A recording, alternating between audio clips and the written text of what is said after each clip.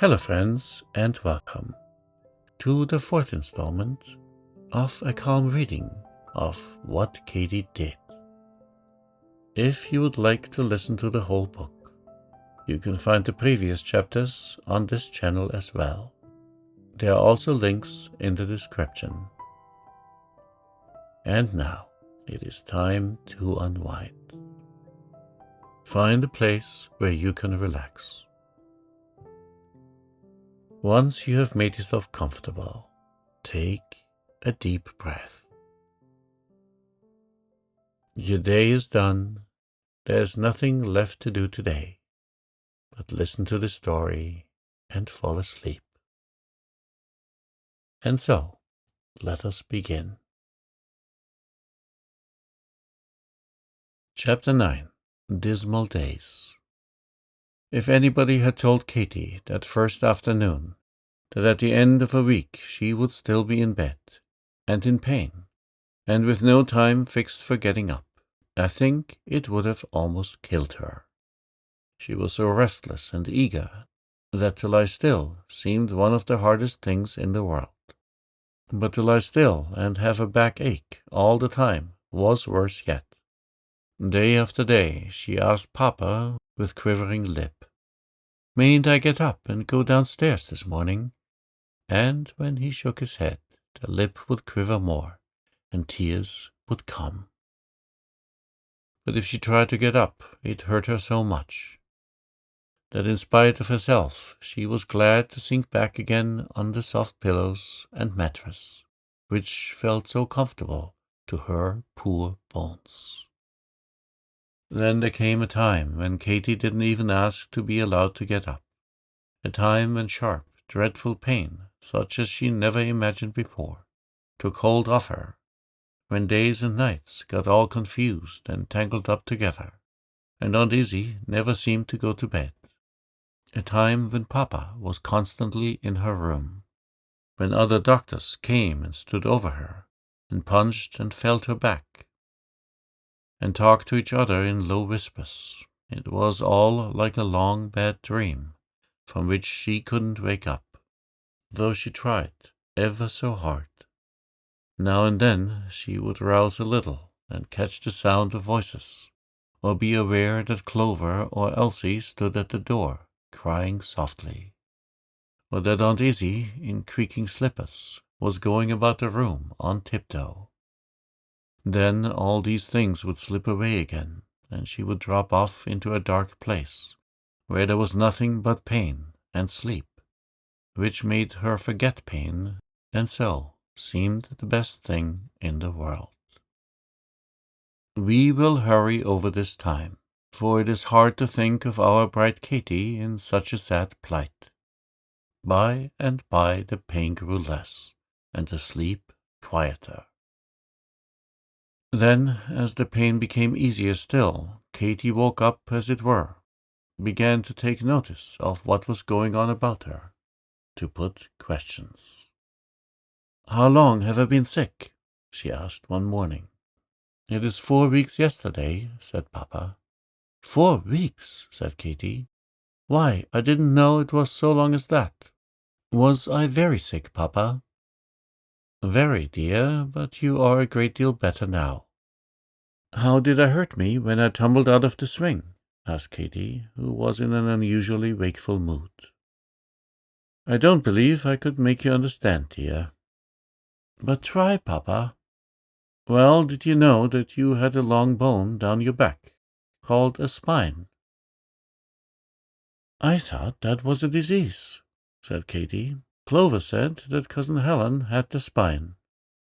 "No, the spine is a bone. It is made up of a row of smaller bones, or knobs, and in the middle of it is a sort of rope of nerves called a spinal cord. Nerves, you know, are the things we feel with. Well, the spinal cord is rolled up for safekeeping in a soft wrapping called membrane. When you fell out of the swing, you struck against one of these knobs and bruised the membrane inside, and the nerve inflamed and gave you a fever in the back. Do you see?" "A little," said Katy, not quite understanding. but too tired to question farther. After she had rested a while, she said, "Is the fever well now, Papa? Can I get up again and go downstairs right away?" "Not right away, I'm afraid," said Dr. Carr, trying to speak cheerfully. Katy didn't ask any more questions then. Another week passed, and another. The pain was almost gone. It only came back now and then for a few minutes. She could sleep now and eat, and be raised in bed without feeling giddy. But still, the once active limbs hung heavy and lifeless, and she was not able to walk, or even stand alone.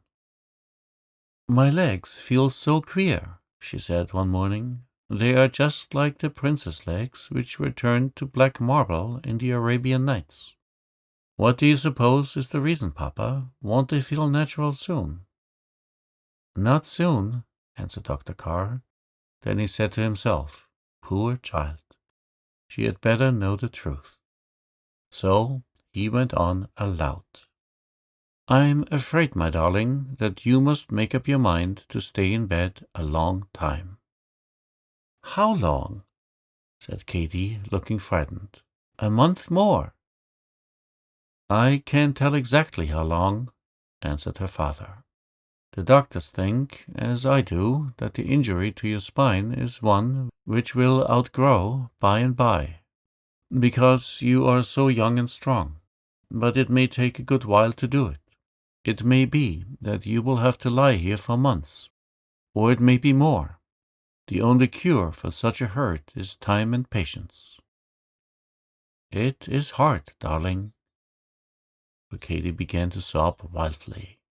"But you have hope to help you along. Think of poor Cousin Helen, bearing all these years without hope." "Oh, Papa," gasped Katy between her sobs. "Doesn't it seem dreadful that just getting into the swing for a few minutes should do such harm, such a little thing as that?" "Yes, such a little thing," repeated Dr. Carr sadly. And it was only a little thing, too, forgetting Aunt Izzie's order about the swing, just for the want of a small horseshoe nail of obedience, Katy. Years afterwards, Katy told somebody that the longest 6 weeks of her life were those which followed this conversation with Papa. Now that she knew there was no chance of getting well at once, the days dragged dreadfully. Each seemed duller and dismaler than the day before. She lost heart about herself and took no interest in anything. Aunt Izzie brought her books, but she didn't want to read or to sew. Nothing amused her. Clover and Cecy would come and sit with her, but hearing them tell about their plays and the things they had been doing made her cry so miserably that Aunt Izzie wouldn't let them come often. They were very sorry for Katy, but the room was so gloomy and Katy so cross that they didn't mind much not being allowed to see her. In those days, Katy made Aunt Izzie keep the blinds shut tight, and she lay in the dark, thinking how miserable she was, and how wretched all the rest of her life was going to be. Everybody was very kind and patient with her, but she was too selfishly miserable to notice it. Aunt Izzie ran up and down stairs, and was on her feet all day, trying to get something which would please her, but Katy hardly said thank you, and never saw how tired Aunt Izzie looked. So long as she was forced to stay in bed, Katy could not be grateful for anything that was done for her. But doleful as the days were, they were not so bad as the nights, when, after Aunt Izzie was asleep, Katy would lie wide awake and have long, hopeless fits of crying. At these times she would think of all the plans she had made for doing beautiful things when she was grown up. "And now I shall never do any of them," she would say to herself. "Only just lie here. Papa says I may get well by and by, but I shan't. I know I shan't. And even if I do, I shall have wasted all these years, and the others will grow up and get ahead of me, and I shan't be a comfort to them or to anybody else. Oh dear, how dreadful it is." The first thing which broke in upon this sad state of affairs was a letter from Cousin Helen, which Papa brought one morning and handed to Aunt Izzy. "Helen tells me she's going home this week," said Aunt Izzy from the window, where she had gone to read the letter. "Well, I'm sorry, but I think she's quite right not to stop. It's just as she says. One invalid at a time is enough in this house. I'm sure I have my hands full with Katy." "Oh, Aunt Izzy," cried Katy, "is Cousin Helen coming this way when she goes home? Oh, do make her stop. If it's just for one day, do ask her. I want to see her so much. I can tell you how much, won't you? Please, please, dear Papa." She was almost crying with eagerness. "Why, yes, darling, if you wish it so much," said Dr. Carr. "It will cost Aunt Izzy some trouble, but she's so kind that I'm sure she'll manage if it is to give you so much pleasure. Can't you, Izzy?" And he looked eagerly at his sister. "Of course I will," said Miss Izzy heartily. Katy was so glad that, for the first time in her life, she threw her arms of her own accord round Aunt Izzy's neck and kissed her. "Thank you, dear auntie," she said. Aunt Izzy looked as pleased as could be. She had a warm heart hidden under her fidgety ways. Only Katy had never been sick before to find it out. For the next week, Katy was feverish with expectation. At last, Cousin Helen came. This time, Katy was not on the steps to welcome her, but after a little while, Papa brought Cousin Helen in his arms and set her in a big chair beside the bed. "How dark it is," she said, after they had kissed each other and talked for a minute or two. "I can't see your face at all. Would it hurt your eyes to have a little more light?" "Oh, no," answered Katy. "It don't hurt my eyes. Only I hate to have the sun come in. It makes me feel worse, somehow." "Push the blind open a little bit, then, Clover." And Clover did so. "Now I can see," said Cousin Helen. It was a forlorn-looking child enough, which she saw lying before her.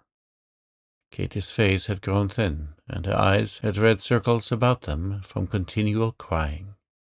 Her hair had been brushed twice that morning by Aunt Izzy, but Katy had run her fingers impatiently through it, till it stood out above her head, like a frowsy bush. She wore a calico dressing-gown, which, though clean, was particularly ugly in pattern, and the room, for all its tidiness, had a dismal look, with the chairs set up against the wall, and a row of medicine bottles on the chimney-piece. "Isn't it hard?" sighed Katy, as Cousin Helen looked around. "Everything's horrid, but I don't mind so much now that you've come. Oh, Cousin Helen, I've had such a dreadful, dreadful time." "I know," said her cousin pityingly.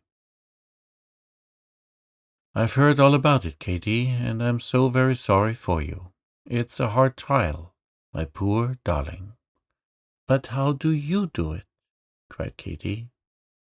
"How do you manage to be so sweet and beautiful and patient when you're feeling badly all the time and can't do anything, or walk, or stand?" Her voice was lost in sobs. Cousin Helen didn't say anything for a little while. She just sat and stroked Katy's hand. "Katy," she said at last, "has Papa told you that he thinks you're going to get well by and by?" "Yes," replied Katy, "he did say so, but perhaps it won't be for a long, long time. And I wanted to do so many things, and now I can't do anything at all." "What sort of things?" "Study and help people and become famous. And I wanted to teach the children." Mamma said I must take care of them, and I meant to. And now I can't go to school or learn anything myself. And if I ever do get well, the children will be almost grown up, and they won't need me." "But why must you wait till you get well?" asked Cousin Helen, smiling. "Why, Cousin Helen, what can I do lying here in bed?" "A good deal. Shall I tell you, Katy, what it seems to me that I should say to myself, if I were in your place?" "Yes, please," replied Katy wonderingly. "I should say this. Now, Katy Carr, you wanted to go to school and learn to be wise and useful, and here's a chance for you. God is going to let you go to His school, where He teaches all sorts of beautiful things to people. Perhaps He will only keep you for 1 term, or perhaps it may be for 3 or 4. But whichever it is, you must make the very most of the chance, because He gives it to you Himself." "But what is the school?" asked Katy. "I don't know what you mean." "It is called the School of Pain," replied Cousin Helen, with the sweetest smile. "And the place where the lessons are to be learned is this room of yours. The rules of the school are pretty hard, but the good scholars, who keep them best, find out after a while how right and kind they are. And the lessons aren't easy either, but the more you study, the more interesting they become." "What are the lessons?" asked Katy, getting interested and beginning to feel as if Cousin Helen were telling her a story. "Well, there's the lesson of patience. That's one of the hardest studies. You can't learn much of it at a time, but every bit you get by heart makes the next bit easier. And there's the lesson of cheerfulness, and the lesson of making the best of things. Sometimes there isn't anything to make the best of," remarked Katy, dolefully. "Yes, there is always. Everything in the world has 2 handles. Didn't you know that? One is a smooth handle. If you take hold of it, the thing comes up lightly and easily. But if you seize the rough handle, it hurts your hand, and the thing is hard to lift. Some people always manage to get hold of the wrong handle." "Is Aunt Izzie a thing?" asked Katy. Cousin Helen was glad to hear her laugh. "Yes, Aunt Izzie is a thing. And she has a nice pleasant handle too, if you just try to find it. And the children are things also, in one sense. All the handles are different. You know, human beings aren't made just alike, like red flower pots. We have to feel and guess before we can make out just how other people go and how we ought to take hold of them. It is very interesting. I advise you to try it. And while you're trying, you will learn all sorts of things which will help you to help others." "If I only could," sighed Katy. "Are there any other studies in the school, Cousin Helen?" "Yes, there's the lesson of helpfulness. That class has ever so many teachers. The son is one. He sits outside the window all day waiting a chance to slip in and get at his pupil. He's a first-rate teacher, too. I wouldn't shut him out, if I were you. Every morning, the first thing when I woke up, I would say to myself, I'm going to get well, so Papa thinks. Perhaps it may be tomorrow. So in case this should be the last day of my sickness, let me spend it beautifully and make my sick room so pleasant that everybody will like to remember it." "Then there is one more lesson, Katy, the lesson of neatness. Schoolrooms must be kept in order, you know. A sick person ought to be as fresh and dainty as a rose." "But it is such a fuss," pleaded Katy. "I don't believe you've any idea what a bother it is to always be nice and in order. You never were careless like me, Cousin Helen. You were born neat." "Oh, was I?" said her cousin. "Well, Katy, we won't dispute that point. But I'll tell you a story, if you like, about a girl I once knew who wasn't born neat." "Oh, do!" cried Katy, enchanted. Cousin Helen had done her good already. She looked brighter and less listless than for days. "The girl was quite young," continued Cousin Helen. "She was strong and active, and liked to run and climb and ride, and do all sorts of jolly things. One day something happened, an accident, and they told her that all the rest of her life she had got to lie on her back and suffer pain, and never walk any more, or do any of the things she enjoyed most." "Just like you and me," whispered Katy, squeezing Cousin Helen's hand. "Something like me, but not so much like you, because, you know, we hope you are going to get well one of these days." The girl didn't mind it so much when they first told her, for she was so ill that she felt sure she should die. But when she got better and began to think of the long life which lay before her, that was worse than ever the pain had been. She was so wretched that she didn't care what became of anything, or how anything looked. She had no Aunt Izzy to look after things, so her room soon got into a dreadful state.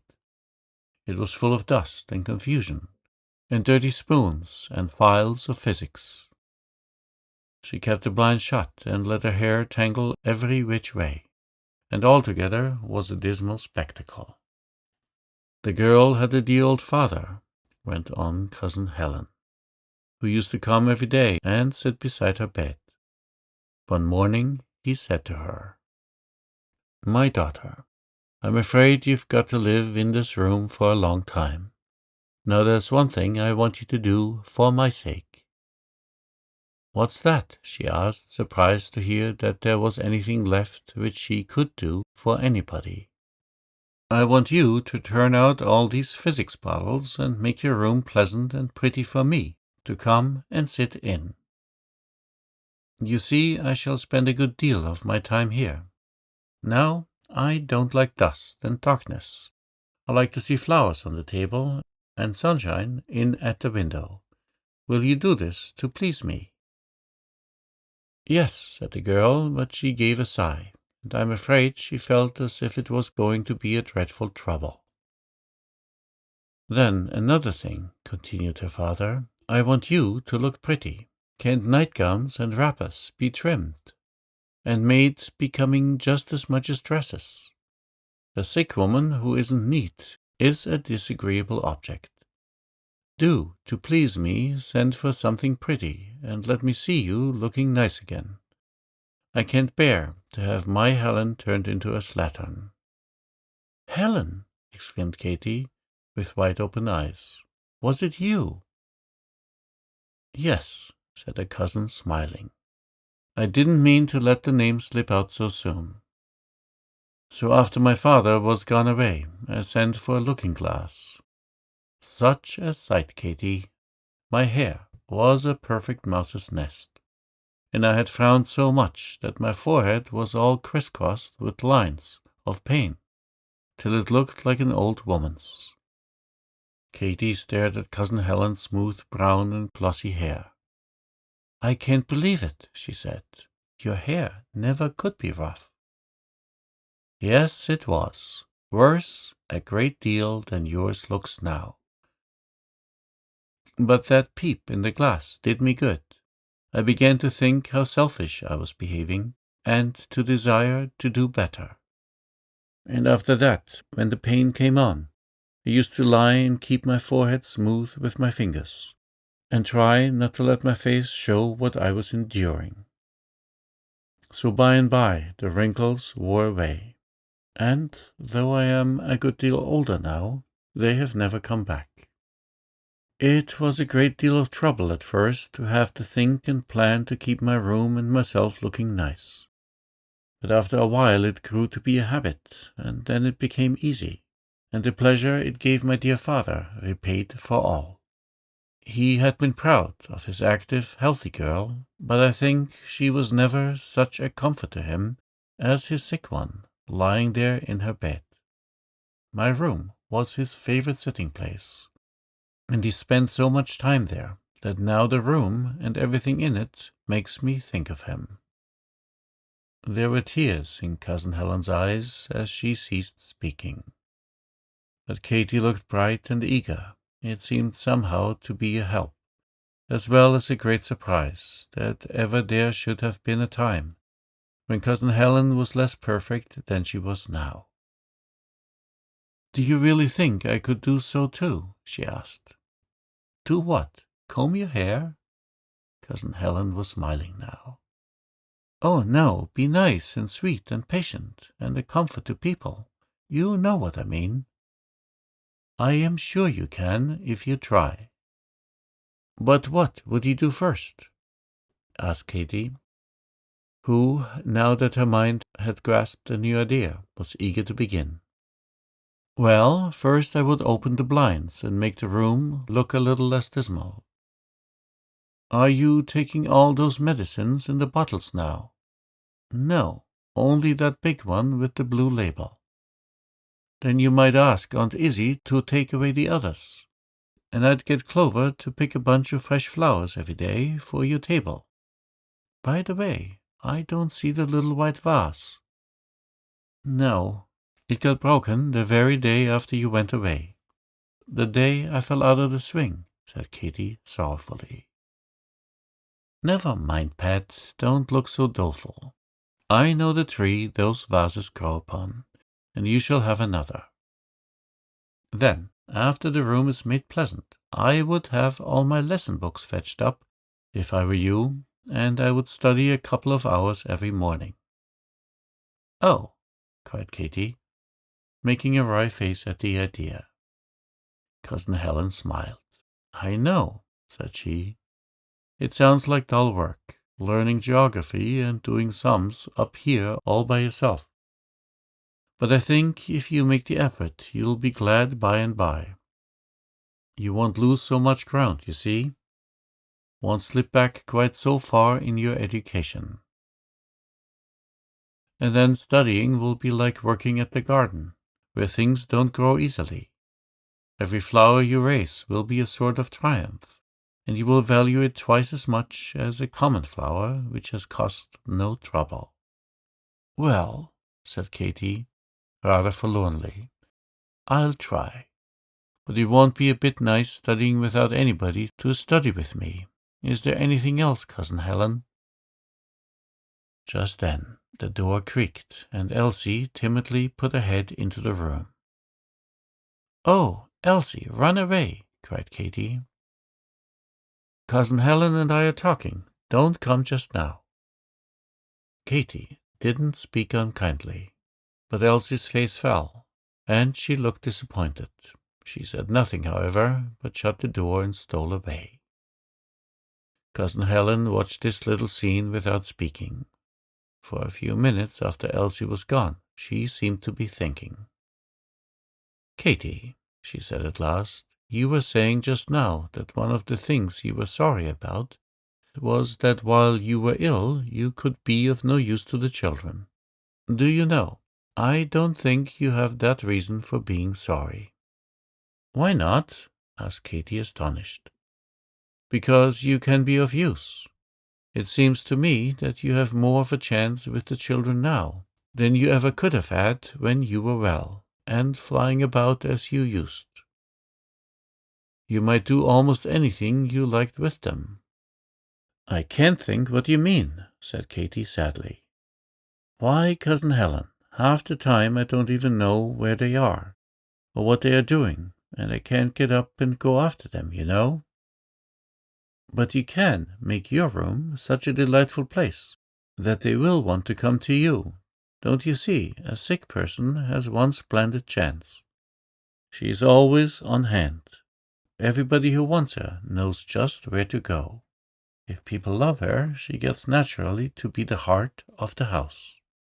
Once make the little ones feel that your room is the place for all others to come to when they are tired or happy or grieved or sorry about anything, and that the Katy who lives there is sure to give them a loving reception." and the battle is won. For you know, we never do people good by lecturing, only by living their lives with them and helping a little here and a little there to make them better. And when one's life is laid aside for a while, as yours is now, that is the very time to take up other people's lives, as we can't do when we are scurrying and bustling over our own affairs. But I didn't mean to preach a sermon. I'm afraid you're tired. No, I'm not a bit, said Katy, holding Cousin Helen's hand tight in hers. You can't think how much better I feel. Oh, Cousin Helen, I will try. It won't be easy, replied her cousin. There will be days when your head aches, and you feel cross and fretted, and don't want to think of anyone but yourself. And there'll be other days when Clover and the rest will come in, as Elsie did just now, and you will be doing something else, and will feel as if their coming was a bother. But you must recollect that every time you forget, and are impatient or selfish, you chill them and drive them farther away. They are loving little things, and are so sorry for you now that nothing you do makes them angry. But by and by they will get used to having you sick, and if you haven't won them as friends, they will grow away from you as they get older. Just then Dr. Carr came in. Oh, Papa, you haven't come to take Cousin Helen, have you? Cried Katy. Indeed I have, said her father. I think the big invalid and the little invalid have talked quite long enough. Cousin Helen looks tired. For a minute, Katy felt just like crying, but she choked back the tears. My first lesson in patience, she said to herself, and managed to give a faint, watery smile as Papa looked at her. That's right, dear, whispered Cousin Helen as she bent forward to kiss her. And one last word, Katy. In this school to which you and I belong, there is one great comfort, and that is that the teacher is always at hand. He never goes away. If things puzzle us, there he is, close by, ready to explain and make all easy. Try to think of this, darling, and don't be afraid to ask him for help if the lesson seems too hard. Katy had a strange dream that night. She thought she was trying to study a lesson out of a book, which wouldn't come quite open. She could just see a little bit of what was inside, but it was in a language which she did not understand. She tried in vain, not a word could she read. And yet, for all that, it looked so interesting that she longed to go on. Oh, if somebody would only help me, she cried impatiently. Suddenly a hand came over her shoulder and took hold of the book. It opened at once and showed the whole page. And then the forefinger of the hand began to point to line after line, and as it moved the words became plain, and Katy could read them easily. She looked up. There, stooping over her, was a great, beautiful face. The eyes met hers, the lips smiled. Why didn't you ask me before, little scholar? Said a voice.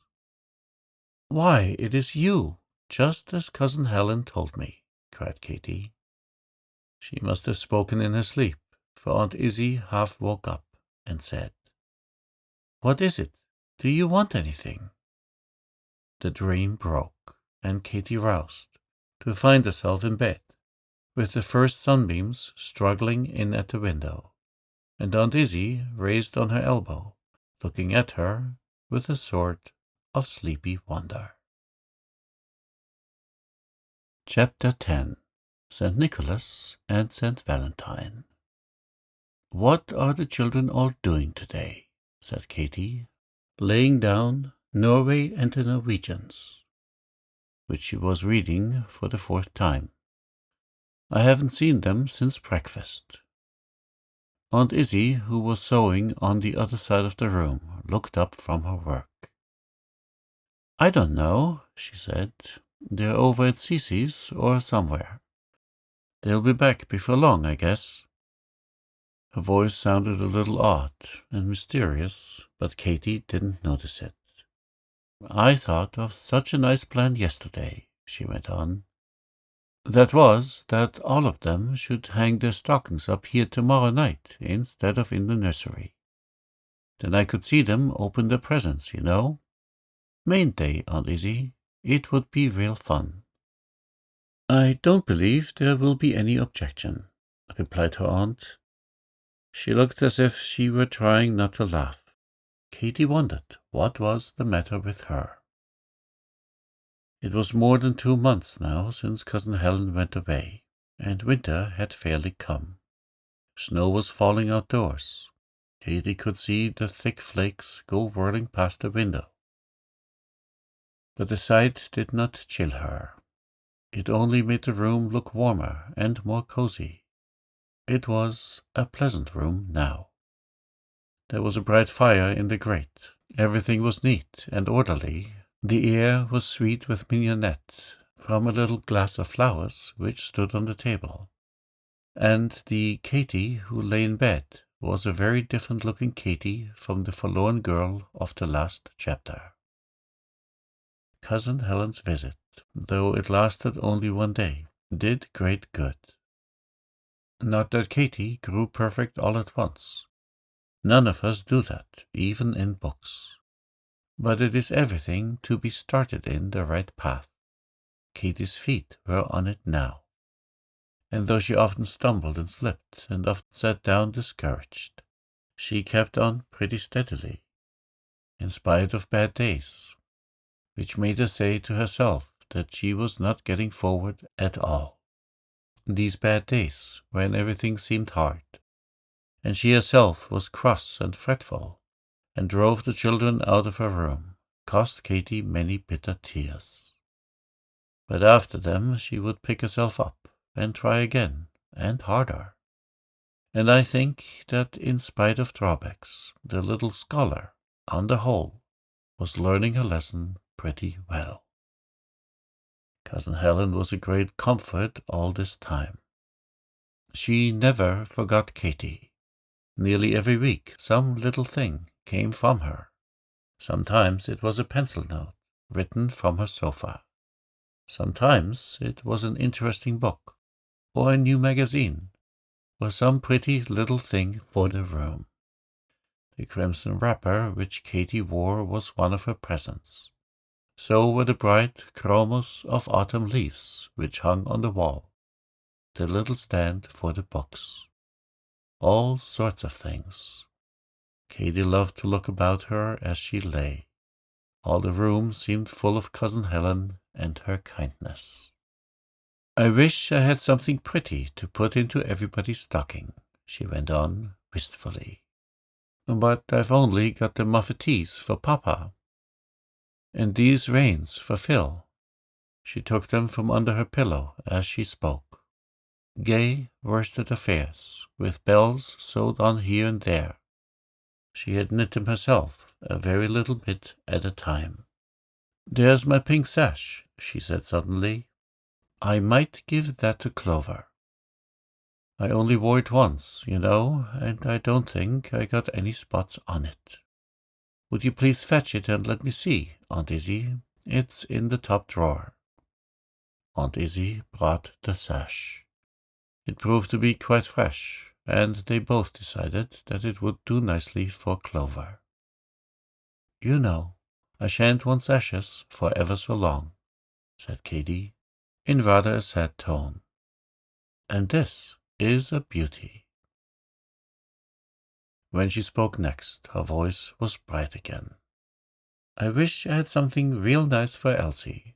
Do you know, Aunt Izzy, I think Elsie is the dearest little girl that ever was." "I'm glad you found it out," said Aunt Izzy, who had always been specially fond of Elsie. "What she wants most of all is a writing desk," continued Katy. "And Johnny wants a sled, but, oh dear, these are such big things, and I've only got $2.25. Aunt Izzy marched out of the room without saying anything. When she came back, she had something folded up in her hand. "I didn't know what to give you for Christmas, Katy," she said, "because Helen sends you such a lot of things that there don't seem to be anything you haven't already. So I thought I'd give you this and let you choose for yourself.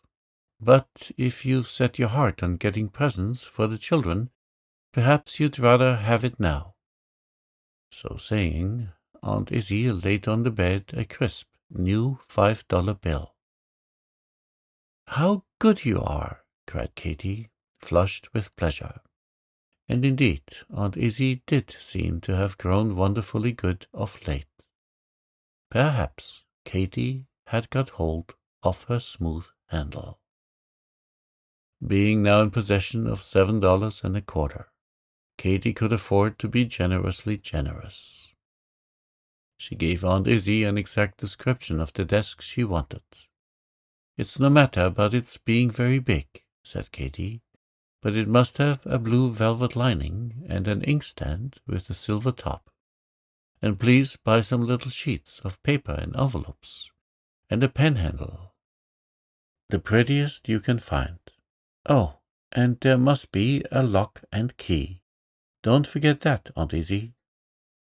"No, I won't. What else?" "I'd like the sled to be green," went on Katy, "and to have a nice name. Skyscraper would be nice, if there was one. Johnny saw a sled once called Skyscraper, and she said it was splendid. And if there's money enough left, Auntie, won't you buy me a real nice book for Dory, and another for Cece, and a silver thimble for Mary? Her old one is full of holes. Oh, and some candy, and something for Debbie and Bridget. Some little thing, you know. I think that's all." Was ever $7.25 expected to do so much? Aunt Izzy must have been a witch, indeed, to make it hold out. But she did, and next day all the precious bundles came home. How Katy enjoyed untying the strings. Everything was exactly right. "There wasn't any skyscraper," said Aunt Izzy, "so I got snow skimmer instead." "It's beautiful, and I like it just as well," said Katy contentedly. "Oh, hide them!" she cried with sudden terror. "Somebody's coming." But the somebody was only Papa, who put his head into the room as Aunt Izzy, laden with bundles, scuttled across the hall. Katy was glad to catch him alone. She had a little private secret to talk over with him. It was about Aunt Izzy, for whom she, as yet, had no present. "I thought perhaps you'd get me a book like that one of Cousin Helen's, which Aunt Izzy liked so much," she said. "I don't recollect the name exactly. It was something about a shadow. But I spent all my money." "Never mind about that," said Dr. Carr. "We'll make that right. The Shadow of the Cross. Was that it? I'll buy it this afternoon." "Oh, thank you, Papa. And please get a brown cover if you can, because Cousin Helen's was brown. And you won't let Aunt Izzy know, will you? Be careful, Papa." "I'll swallow the book first, brown cover and all," said Papa, making a funny face. He was pleased to see Katy so interested about anything again. These delightful secrets took up so much of her thoughts that Katy scarcely found time to wonder at the absence of the children, who generally haunted her room, but who, for 3 days back, had hardly been seen. However, after supper, they all came up in a body, looking very merry and as if they had been having a good time somewhere. "You don't know what we've been doing," began Philly. "Hush, Phil," said Clover in a warning voice, when she divided the stockings which she held in her hand, and everybody proceeded to hang them. Dory hung his on one side of the fireplace, and John hers exactly opposite. Clover and Phil suspended theirs side by side on two handles of the bureau. "I'm going to put mine here, close to Katy, so she can see it the first thing in the morning," said Elsie, pinning hers to the bedpost. Then they all sat down round the fire to write their wishes on bits of paper, and see whether they would burn or fly up the chimney.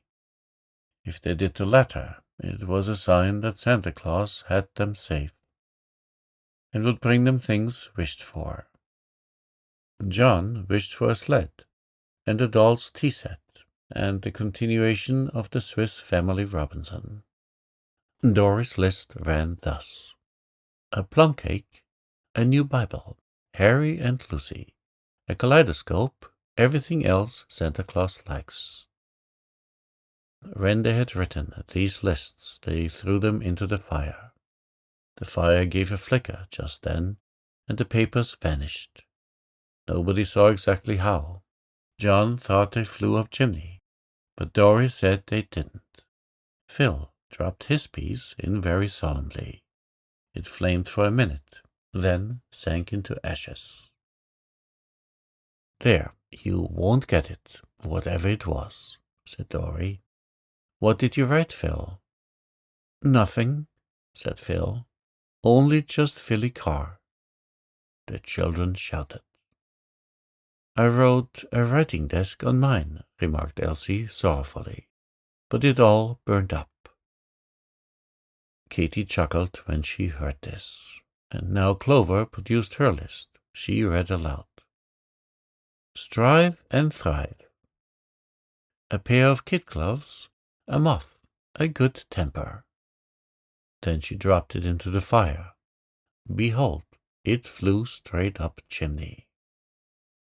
"How queer," said Katy. "None of the rest of them did that." The truth was that Clover, who was a canny little mortal, had slipped across the room and opened the door just before putting her wishes in. This, of course, made a draft and sent the paper right upward. Pretty soon Aunt Izzy came in and swept them all off to bed. "I know how it will be in the morning," she said. "You'll all be up and racing about as soon as it is light, so you must get your sleep now, if ever." After they had gone, Katy recollected that nobody had offered to hang a stocking up for her.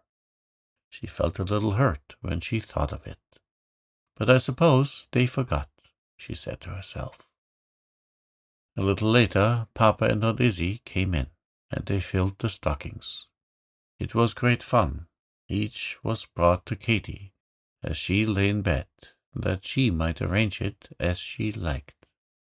The toes were stuffed with candy and oranges. Then came the parcels, all shapes and sizes, tied in white paper with ribbons and labeled. "What's that?" asked Dr. Carr, as Aunt Izzy rammed a long, narrow package into Clover's stocking. "A nail brush," answered Aunt Izzy. Clover needed a new one.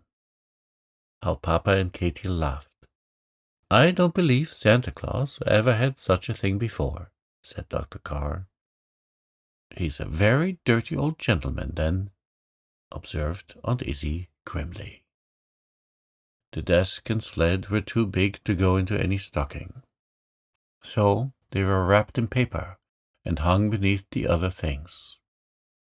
It was 10 o'clock before all was done, and Papa and Aunt Izzy went away. Katy lay a long time watching the queer shapes of the stocking legs as they dangled in the firelight. Then she fell asleep. It seemed only a minute before something touched her and woke her up.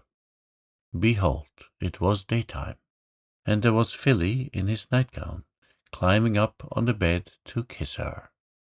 The rest of the children, half dressed, were dancing about with the stockings in their hands. "Merry Christmas! Merry Christmas!" they cried. "Oh, Katy, such beautiful, beautiful things!" "Oh!" shrieked Elsie, who at that moment spied her desk. "Santa Claus did bring it, after all. Why, it's got 'From Katy' written on it. Oh, Katy, it's so sweet, and I am so happy." And Elsie hugged Katy and sobbed for pleasure. But what was that strange thing beside the bed? Katy stared and rubbed her eyes. It certainly had not been there when she went to sleep. How had it come? It was a little evergreen tree planted in a red flower pot. The pot had stripes of gilt paper stuck on it, and gilt stars and crosses, which made it look very gay. The boughs of the tree were hung with oranges and nuts and shiny red apples, and popcorn balls and strings of bright berries. There were also a number of little packages tied with blue and crimson ribbon, and altogether the tree looked so pretty that Katy gave a cry of delighted surprise. "It's a Christmas tree for you, because you're sick, you know," said the children, all trying to hug her at once. "We made it ourselves," said Dory, hopping about on one foot. "I pasted the black stars on the pot." "And I popped the corn," cried Philly. "Do you like it?" asked Elsie, cuddling close to Katy. "That's my present. That one tied with the green ribbon.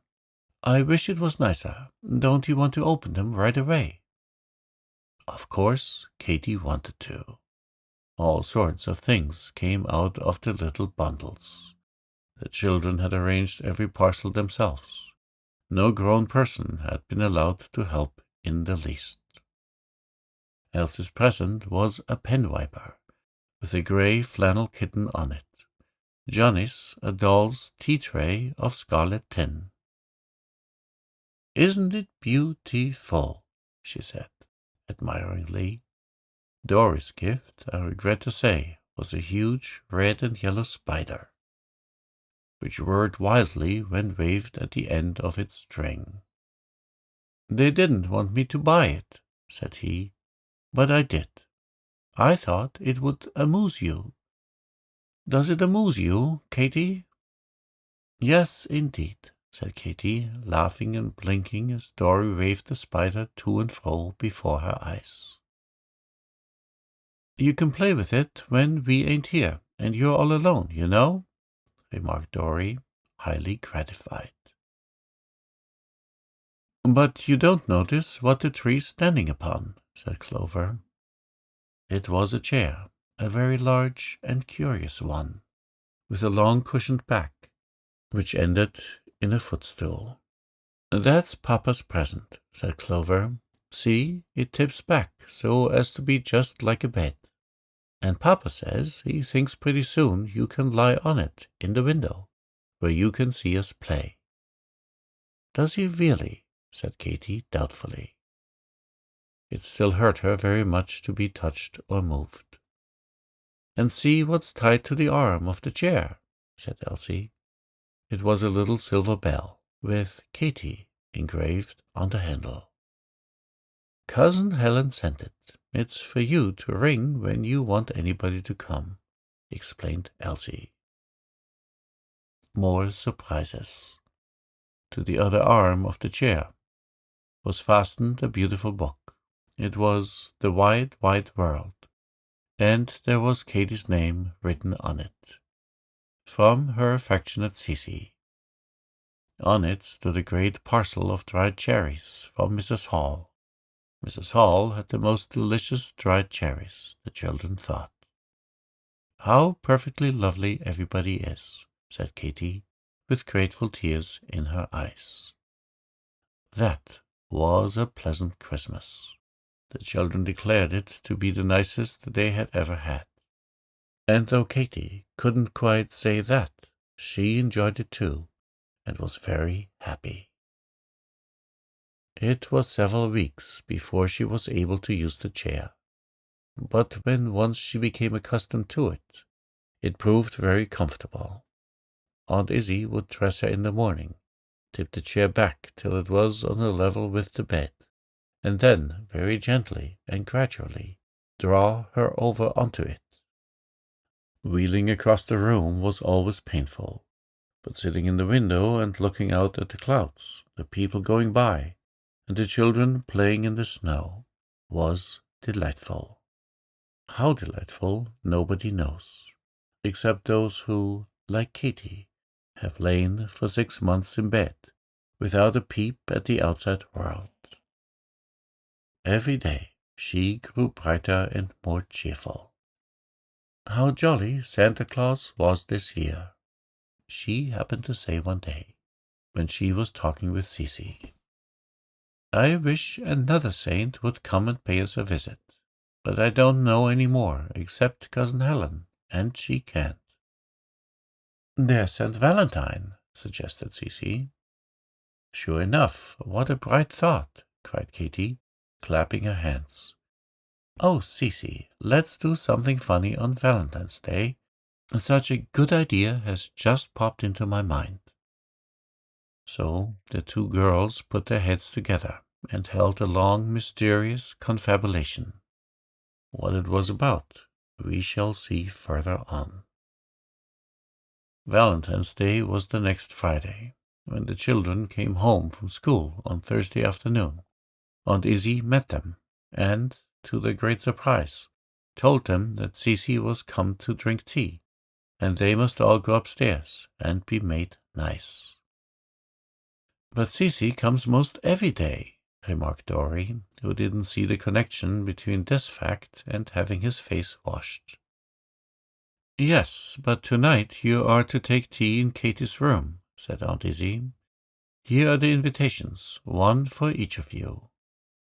Sure enough, there was a little neat note for each, requesting the pleasure of their company at Queen Catherine's palace that afternoon at 6 o'clock. This put quite a different aspect on the affair. The children scampered upstairs, and pretty soon, all nicely brushed and washed, they were knocking formally at the door of the palace. How fine it sounded! The room looked bright and inviting. Katy, in her chair, sat close to the fire. Cecy was beside her, and there was a round table all set out with a white cloth, and mugs of milk and biscuit, and strawberry jam and doughnuts. In the middle was a loaf of frosted cake. There was something on the icing which looked like pink lettuce. And Clover, leaning forward, read aloud St. Valentine. What's that for? asked Dory. Why, you know this is St. Valentine's Eve, replied Katy. Debbie remembered it, I guess, so she put that on. Nothing more was said about St. Valentine just then. But when the last pink letter of his name had been eaten, and the supper had been cleared away, suddenly, as the children sat by the fire, there was a loud rap at the door. Who can that be? Said Katy. Please, see, Clover. So Clover opened the door.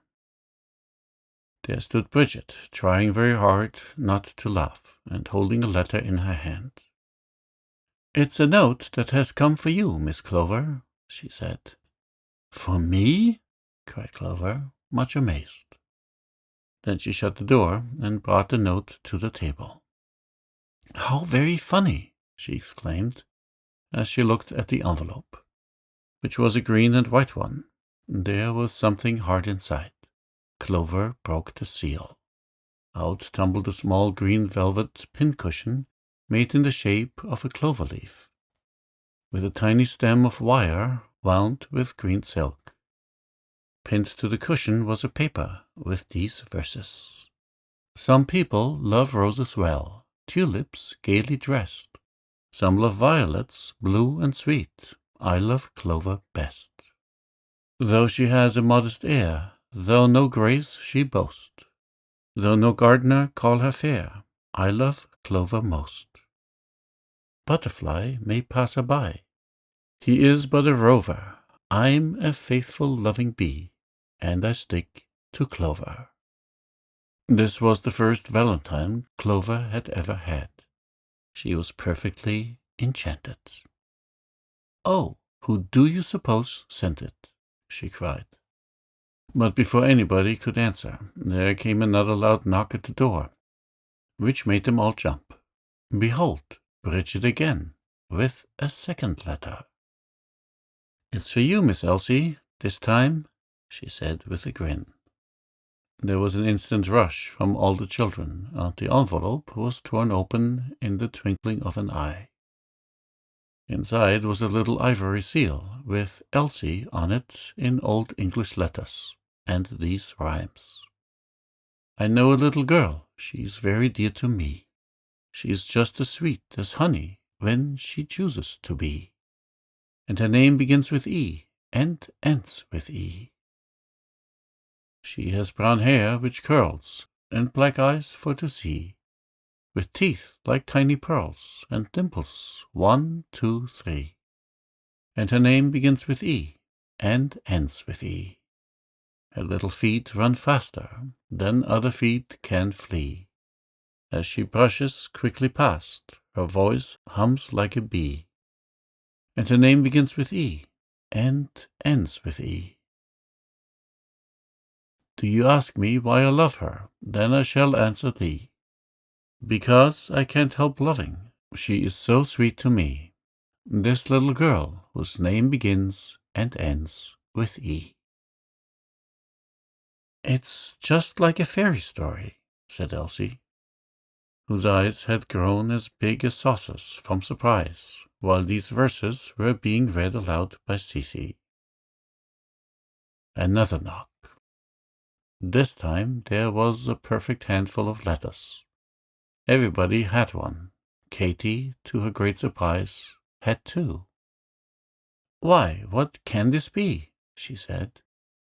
But when she peeped into the second one, she saw Cousin Helen's handwriting, and she put it into her pocket till the Valentines should be read. Dory's was opened first. It had the picture of a pie at the top. I ought to explain that Dory had lately been having a siege with the dentist. Little Jack Horner sat in his corner, eating his Christmas pie, when a sudden grimace spread over his face, and he began loudly to cry.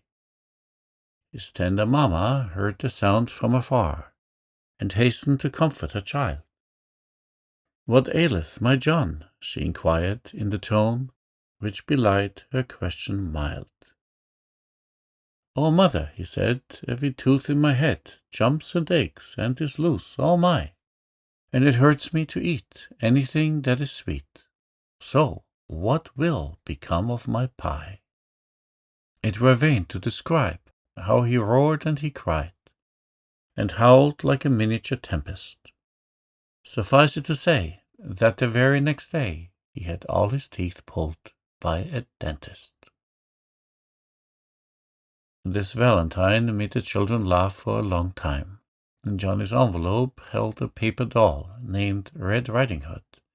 These were the verses: "I send you my picture, dear Johnny, to show that I'm just as alive as you, and that you needn't cry over my fate any more as you used to do.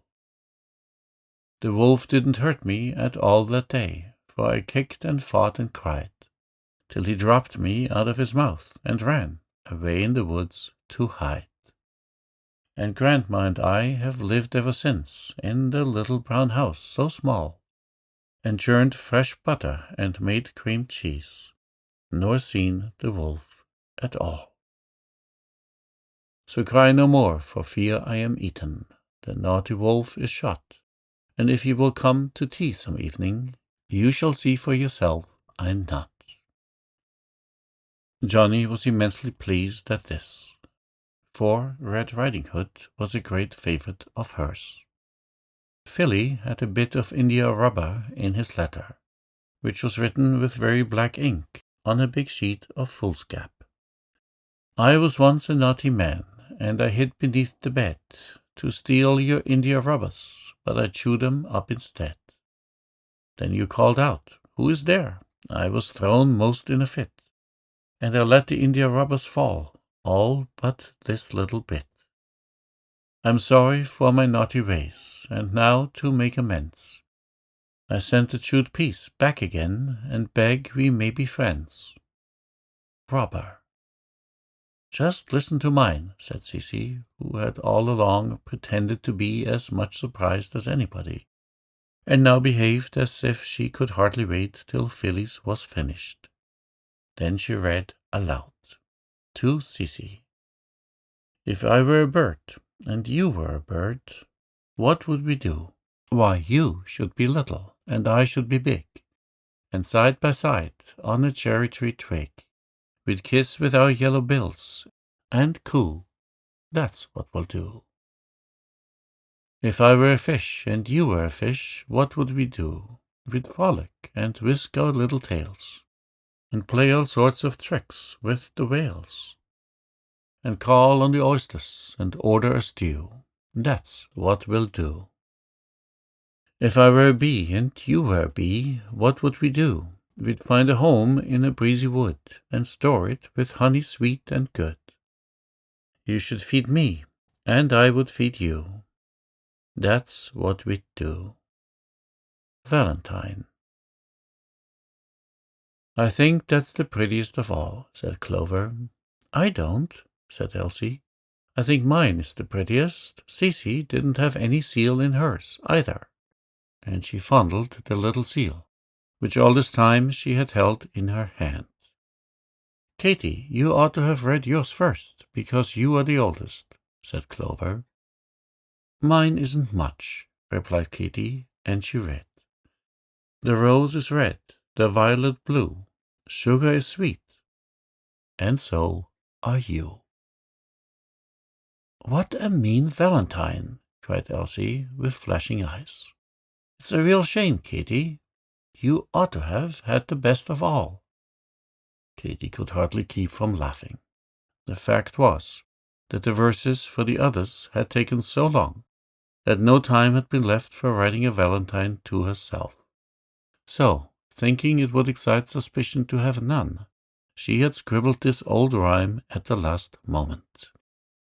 It isn't very nice, she said, trying to look as pensive as she could. But never mind. It's a shame, replied Elsie, patting her very hard to make up for the injustice. Hasn't it been a funny evening? Said John, and Dorry replied, Yes, we never had such good times before Katy was sick, did we? Katy heard this with a mingled feeling of pleasure and pain. I think the children do love me a little more of late, she said to herself. But oh, why couldn't I be good to them when I was well and strong? She didn't open Cousin Helen's letter until the rest were all gone to bed. I think somebody must have written and told about the Valentine party, for instead of a note there were these verses in Cousin Helen's own clear, pretty hand. It wasn't a Valentine because it was too solemn, as Katy explained to Clover next day. But, she added, it is a great deal beautifuler than any Valentine that ever was written. And Clover thought so too. These were the verses. In school. I used to go to a bright school, where youth and frolic taught in turn. But idle scholar that I was, I liked to play, I would not learn. So the great teacher did ordain that I should try the school of pain. One of the infant class I am, with little easy lessons set in a great book. The higher class have harder ones than I, and yet I find mine hard, and can't restrain my tears, while studying thus with pain. There are 2 teachers in the school. One has a gentle voice and low, and smiles upon her scholars as she softly passes to and fro. Her name is Love, 'tis very plain. She shuns the sharper teacher, Pain. Or so I sometimes think, and then, at other times, they meet and kiss, and look so strangely like, that I am puzzled to tell how it is, or whence the change which makes it vain to guess if it be love or pain. They tell me if I study well and learn my lessons, I shall be moved upward to that higher class where dear love teaches constantly. And I work hard in hopes to gain reward and get away from pain. Yet pain is sometimes kind, and helps me on when I am very dull. I thank him often in my heart, but love is far more beautiful, and her tender, gentle reign I must learn faster than of pain. So I will do my very best, nor chide the clock, nor call it slow, that when the teacher calls me up to see if I am fit to go, I may to love's high class attain, and bid the sweet goodbye to pain.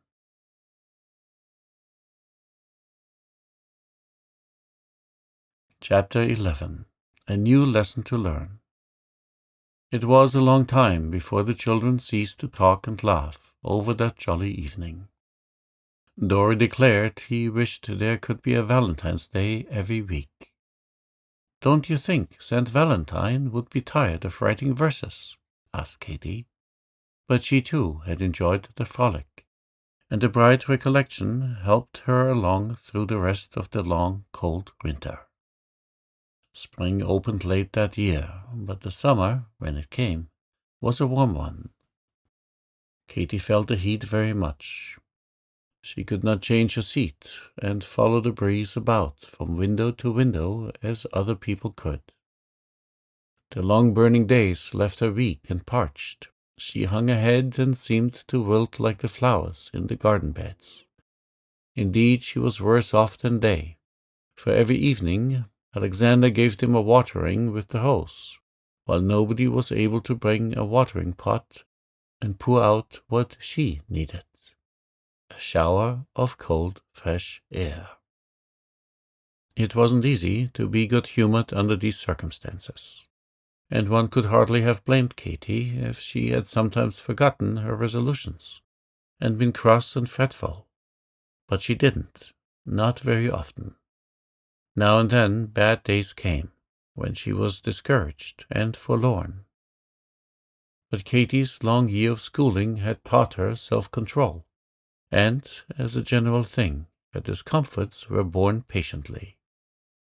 She could not help growing pale and thin, however, and Papa saw with concern that, as the summer went on, she became too languid to read or study or sew, and just sat hour after hour, with folded hands, gazing wistfully out of the window. He tried the experiment of taking her to drive, but the motion of the carriage and the being lifted in and out brought on so much pain that Katy begged that he would not ask her to go again. So there was nothing to be done but wait for cooler weather. The summer dragged on, and all who loved Katy rejoiced when it was over. When September came, with cool mornings and nights and fresh breezes, smelling of pine woods and hilltops, all things seemed to revive, and Katy with them. She began to crochet and to read. After a while she collected her books again, and tried to study as Cousin Helen had advised. But so many idle weeks had made it seem harder work than ever. One day she asked Papa to let her take French lessons. "You see, I'm forgetting all I knew," she said, "and Clover is going to begin this term, and I don't like that she should get far ahead of me. Don't you think Mr. Berger would be willing to come here, Papa? He does go to houses sometimes." "I think he would if I asked him," said Dr. Carr, pleased to see Katy waking up with something like life again. So the arrangement was made. Mr. Berger came twice every week and sat beside the big chair, correcting Katy's exercises and practicing her in the verbs and pronunciation.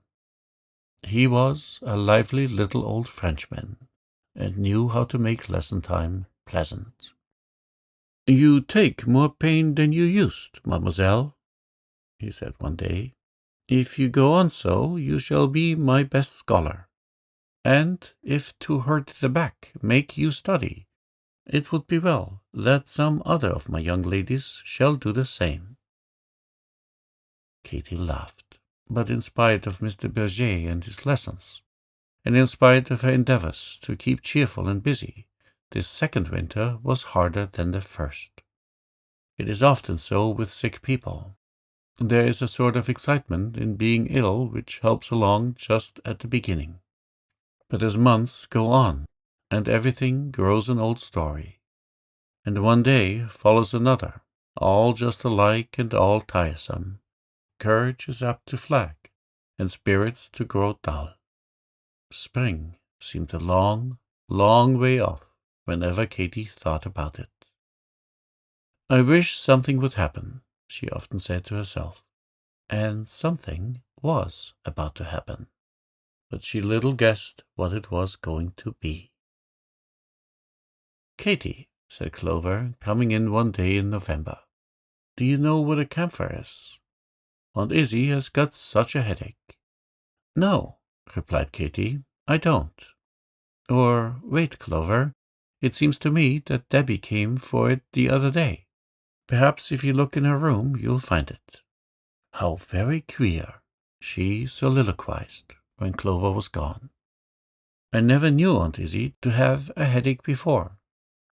"How is Aunt Izzy?" she asked when Papa came in at noon. "Well, I don't know. She has some fever and a bad pain in her head.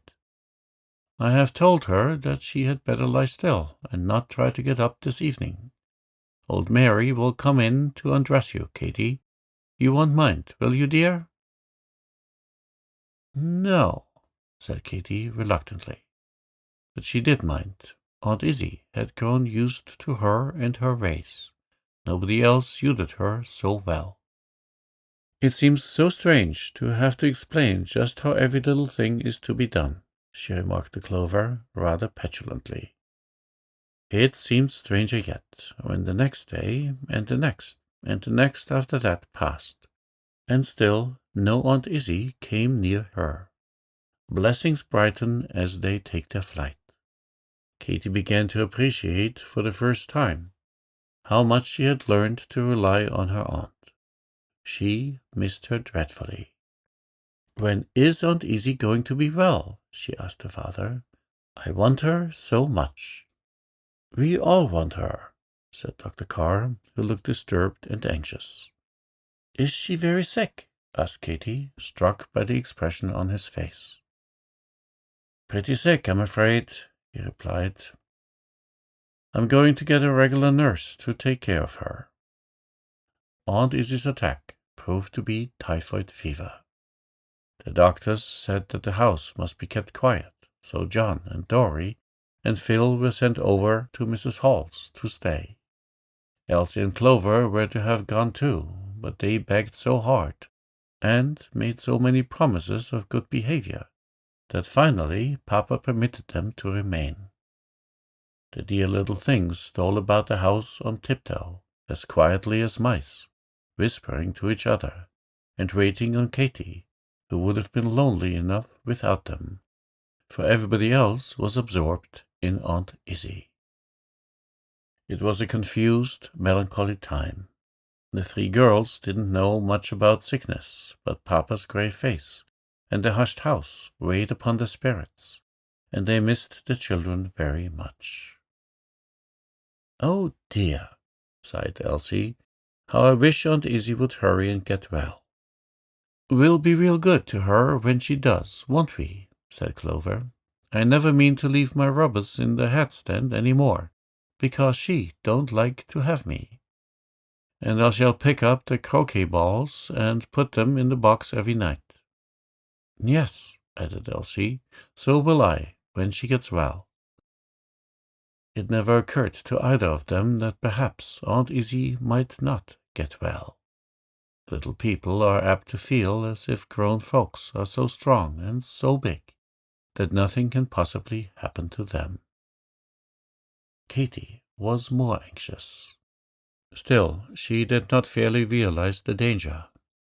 So it came like a sudden and violent shock to her when, one morning on waking up, she found old Mary crying quietly beside the bed, with her apron at her eyes. Aunt Izzy had died in the night. All their kind, penitent thoughts of her, their resolutions to please, their plans for obeying her wishes and saving her trouble, were too late. For the first time, the three girls, sobbing in each other's arms, realized what a good friend Aunt Izzy had been to them. Her worrying ways were all forgotten now. They could only remember the many kind things she had done for them since they were little children. How they wished that they had never teased her, never said sharp words about her to each other. But it was of no use to wish. "What shall we do without Aunt Izzy?" thought Katy, as she cried herself to sleep that night. And the question came into her mind again and again, after the funeral was over and the little ones had come back from Mrs. Hall's, and things began to go on in the usual manner. For several days she saw almost nothing of her father. Clover reported that he looked very tired and scarcely said a word. "Did Papa eat any dinner?" asked Katy one afternoon. "Not much. He said he wasn't hungry. And Mrs. Jackson's boy came for him before we were through." "Oh, dear," sighed Katy. "I do hope he isn't going to be sick. How it rains. Clovy, I wish you'd run down and get out his slippers to put them by the fire to warm. Oh, and ask Debbie to make some cream toast for tea. Papa likes cream toast." After tea, Dr. Carr came upstairs to sit a while in Katy's room. He often did so, but this was the first time since Aunt Izzy's death. Katy studied his face anxiously. It seemed to her that it had grown older of late, and there was a sad look upon it, which made her heart ache. She longed to do something for him, but all she could do was to poke the fire bright, and then to possess herself of his hand, and stroke it gently with both hers. It wasn't much, to be sure, but I think Papa liked it. "What have you been about all day?" he asked. "Oh, nothing much," said Katy. "I studied my French lesson this morning, and after school Elsie and John brought in their patchwork, and we had a bee. That's all." "I've been thinking how we are to manage about the housekeeping," said Dr. Carr. "Of course, we shall have to get somebody to come and take charge, but it isn't easy to find just the right person. Mrs. Hall knows a woman who might do, but she is out west just now, and it will be a week or two before we can hear from her. Do you think you can get on as you are for a few days?" "Oh, Papa," cried Katy, in dismay. "Must we have anybody?" "Why, how do you suppose we were going to arrange it? Clover is much too young for a housekeeper, and besides, she is at school all day." "I don't know. I hadn't thought about it," said Katy in a perplexed tone.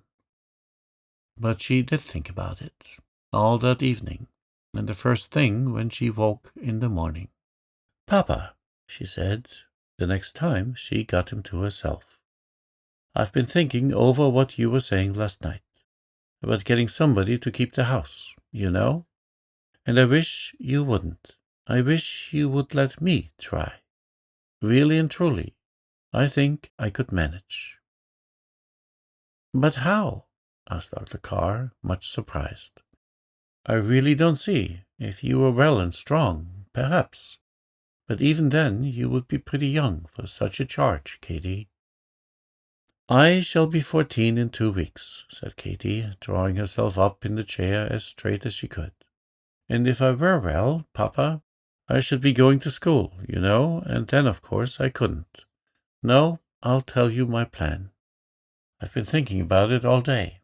Debbie and Bridget have been with us so long that they know all Aunt Izzy's ways, and they're such good women.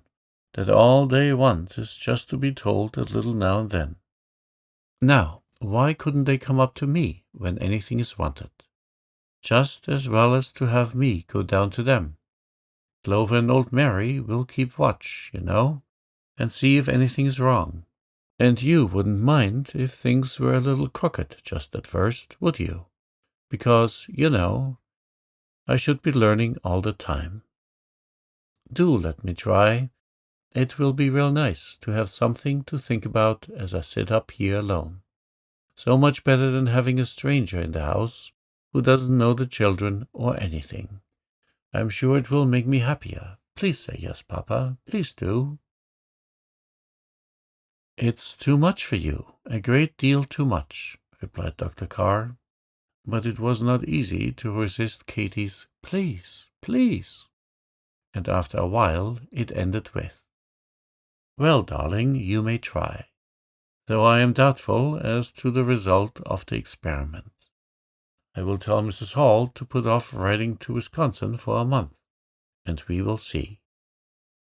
Poor child, anything to take her thoughts off herself, he muttered as he walked downstairs.